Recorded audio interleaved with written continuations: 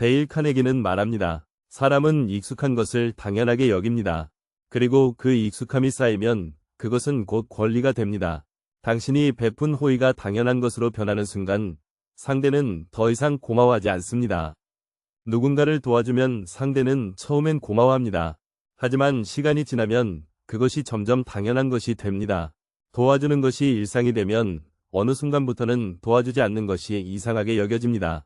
처음엔 감사하던 사람이 나중에는 마치 빼앗긴 듯 불평하기 시작합니다.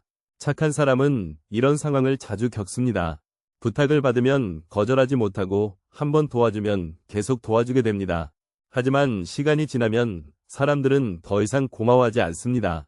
오히려 이전처럼 도와주지 않으면 갑자기 왜 그래? 같은 서운해하는 반응이 돌아옵니다. 이렇게 대놓고 반응해주는 건 그나마 솔직합니다. 하지만 보통은 겉으로 아무렇지 않은 척하면서도 속으로 쪼잔한 놈이라고 생각하며 오히려 도와준 사람을 좀생이처럼 만듭니다. 도움을 받은 쪽이 순식간에 배려 깊은 사람이 되고 정작 도움을 준 사람은 뒤에서 옹졸한 사람으로 취급되는 것입니다.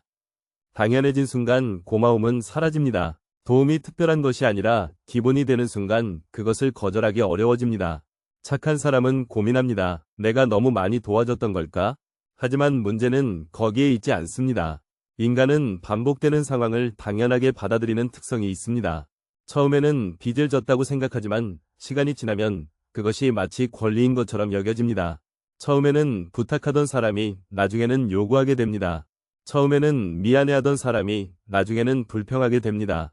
처음에는 감사하던 사람이 나중에는 서운해합니다. 거절이라고 하면 노골적으로 불만을 표하는 사람도 있지만 더 흔한 경우는 아무 말 없이 태도를 바꿉니다.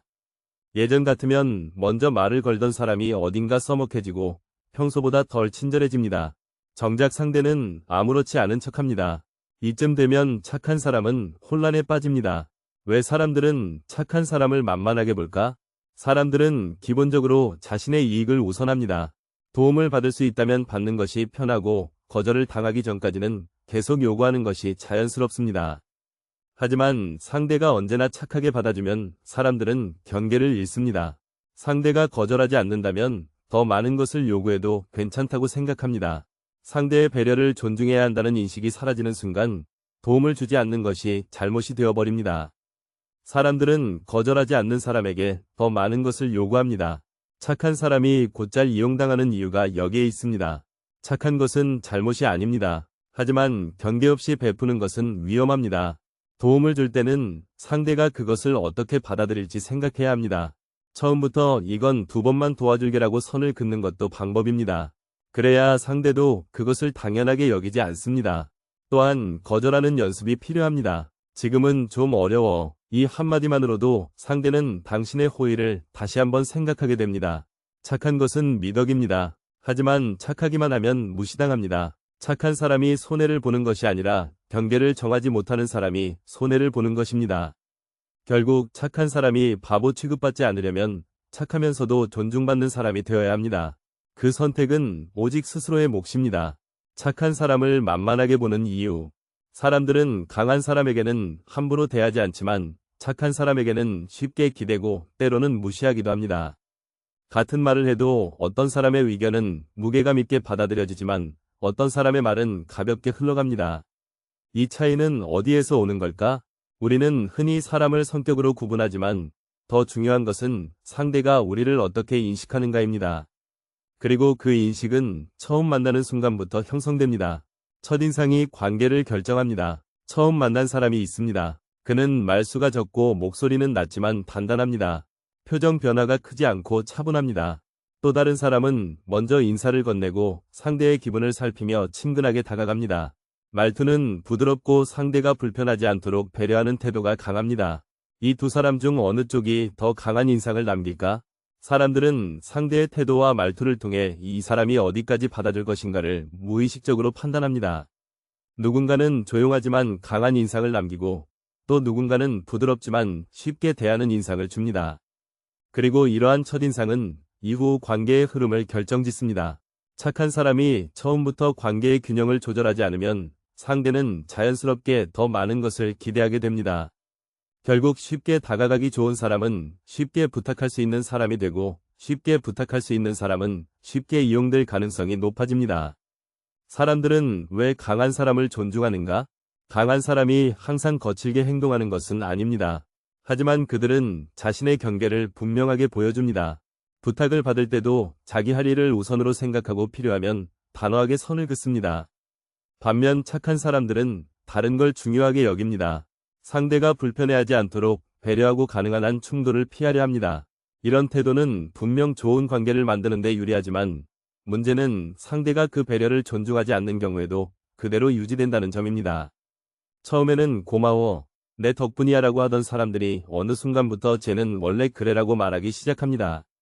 결국 강한 사람은 스스로를 지킬 수 있는 사람으로 보이고 착한 사람은 쉽게 기대해도 괜찮은 사람으로 보이게 됩니다. 착한 사람이 신뢰받으려면 무엇이 필요할까? 착하다는 것과 약하다는 것은 다릅니다.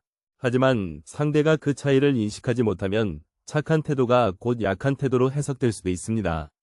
그래서 착한 사람이 존중받으려면 단순한 친절함을 넘어서 자신의 가치를 보여줄 필요가 있습니다. 부탁을 거절하는 것이 중요하다는 말이 아닙니다. 하지만 상대가 그 배려를 당연하게 여기지 않도록 관계의 균형을 조절해야 합니다. 언제나 받아주기만 하는 관계에서는 쉽게 무게감이 사라집니다. 가끔은 이번에는 힘들 것 같아라고 말할 수 있어야 합니다. 배려하는 태도와 단호한 태도를 적절히 조절하면 착하면서도 쉽게 무시당하지 않는 사람이 될 수 있습니다. 착한 사람은 무조건 손해를 보는 것이 아닙니다. 하지만 자신의 선을 분명히 하지 않으면 사람들은 그 선이 어디까지인지 알지 못합니다. 그리고 결국 존중받아야 할 친절이 무시당하는 순간이 오게 됩니다. 착한 사람이 바보 취급받지 않으려면 착하면서도 강한 사람이 되어야 합니다. 사람들은 친절한 사람을 좋아하지만 스스로를 지킬 줄 아는 사람을 더 존중합니다. 자신을 낮추는 사람은 결국 낮게 평가됩니다. 어떤 사람들은 자신을 드러내는 것을 어려워합니다. 자신의 실력을 보여줄 기회가 와도 저보다 더 잘하는 사람이 많아요라며 물러섭니다. 남을 배려하는 것이 중요하다고 생각하기 때문에 정작 자기 자신을 챙기는 일에는 익숙하지 않습니다. 이런 태도는 신중하고 겸손해 보이지만 시간이 지나면 사람들의 인식도 달라집니다. 처음에는 조용한 노력가로 보일 수도 있지만 시간이 흐를수록 그렇게 뛰어난 사람은 아닐지도 몰라라는 평가로 이어질 가능성이 큽니다. 결국 중요한 순간이 오면 더 적극적으로 나서는 사람이 주목받고 기회를 얻습니다. 겸손이 미덕인 것은 맞습니다. 하지만 그 겸손이 자기 존재를 희미하게 만드는 순간 더 이상 미덕이 아닙니다. 겸손이 오히려 독이 될 때 능력이 부족해서 무시당하는 것이 아닙니다. 사람들은 보이지 않는 것을 평가할 수 없습니다. 아무리 뛰어난 실력을 가지고 있어도 스스로 한 발 물러서고 자신의 공을 축소하는 것이 반복되면 주변에서도 자연스럽게 그렇게 생각하게 됩니다. 언제나 조용히 돕기만 하고 자기 역할을 강조하지 않는 사람은 결국 없는 듯한 존재가 됩니다. 이런 사람은 어느 순간부터 당연한 존재가 되고 중요한 순간에는 쉽게 잊힙니다. 나는 이런 일을 했어요. 제가 이 프로젝트를 도왔어요. 이 한마디만으로도 상황은 달라질 수 있습니다. 하지만 자기 가치를 직접 표현하지 않으면 더 자신감 있게 말하는 사람이 인정받고 더 적극적인 사람이 기회를 잡습니다. 존중받기 위해서는 스스로를 드러낼 줄 알아야 합니다. 자기 가치를 제대로 인정받는 사람들은 결코 우연히 그렇게 된 것이 아닙니다. 그들은 자신의 역할을 분명하게 보여주고 스스로를 낮추지 않습니다. 성과라면 굳이 축소할 필요가 없습니다. 이 프로젝트에서 내가 이런 부분을 해결했어라고 자연스럽게 이야기하는 것이 중요합니다. 의견이 있다면 남들보다 한 박자 빠르게 꺼내고 중요한 순간에는 저는 이 부분에서 확실히 자신 있어요라는 태도를 보일 필요가 있습니다. 이런 행동이 거만해 보일까 걱정할 수도 있습니다. 하지만 사람들은 자신감 있는 사람을 신뢰하고 자기 가치를 아는 사람을 더 존중합니다. 겸손은 좋은 태도지만 그것이 자신의 존재를 흐릿하게 만드는 순간 결국 본인만 손해를 봅니다. 자신을 낮추는 것이 배려라고 생각할 수도 있지만 그 태도가 쌓이면 결국 자신이 직접 자신의 가치를 깎아내리는 꼴이 됩니다. 착한 사람이 성공하는 것이 아니라 자신을 보여줄 줄 아는 사람이 성공합니다. 사람들은 조용한 사람을 좋아할 수도 있지만 존재감 있는 사람을 더 존중합니다. 인간은 원래 이기적입니다. 사람들은 착한 척하지만 결국 자기 이익을 따집니다. 길에서 누군가가 도움을 요청하는 모습을 떠올려보자. 바쁘게 지나가는 사람들은 선뜻 나서지 않습니다. 누군가는 시간이 없어서, 누군가는 귀찮아서, 또 누군가는 괜히 엮이기 싫어서입니다. 하지만 반대로 그 사람이 유명한 인물이거나 도움을 주었을 때 보상이 따른다면 사람들의 태도는 달라집니다. 겉으로는 선한 행동처럼 보이지만 실제로는 행동이 나에게 어떤 영향을 미칠 것인가를 먼저 따지는 것입니다. 순수한 이타심으로 행동하는 경우는 드물고 대부분의 행동에는 개인적인 이유가 숨어 있습니다. 이것은 도덕성이 없는 것이 아니라 인간이 생존을 위해 터득한 자연스러운 심리입니다. 인간의 본능적인 이기심은 어디에서 오는가? 원시 시대를 떠올려보자. 부족 사회에서 살아남기 위해서는 자신의 자원을 지켜야 했고 필요할 때는 경쟁자를 이겨야 했습니다. 모두에게 친절하기만 하면 정작 자신이 생존할 힘을 잃게 됩니다. 그렇기 때문에 인간은 본능적으로 이 행동이 나에게 이득이 될까를 먼저 계산하도록 진화했습니다. 이것은 오늘날에도 마찬가지입니다. 예를 들어 직장에서 모든 일을 도맡아 하는 사람이 있다면 동료들은 처음엔 고마워하지만 점점 그것을 당연하게 여깁니다. 하지만 회사에서 중요한 프로젝트를 그 사람만이 할 수 있는 능력을 가진 직원이라면 그의 가치는 쉽게 대체되지 않습니다. 인간관계에서도 마찬가지입니다. 단순히 친절한 사람이 아니라 상대가 필요로 하는 가치를 제공할 수 있는 사람이 관계에서 더 중요한 존재가 됩니다. 연애에서도 무조건 헌신하는 사람이 아니라 상대가 놓치고 싶지 않은 매력을 가진 사람이 더 존중받습니다. 결국 인간관계에서 살아남으려면 착한 사람이 되는 것이 아니라 필요한 사람이 되어야 합니다.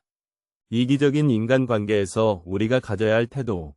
인간이 이기적이라는 사실을 부정할 필요는 없습니다.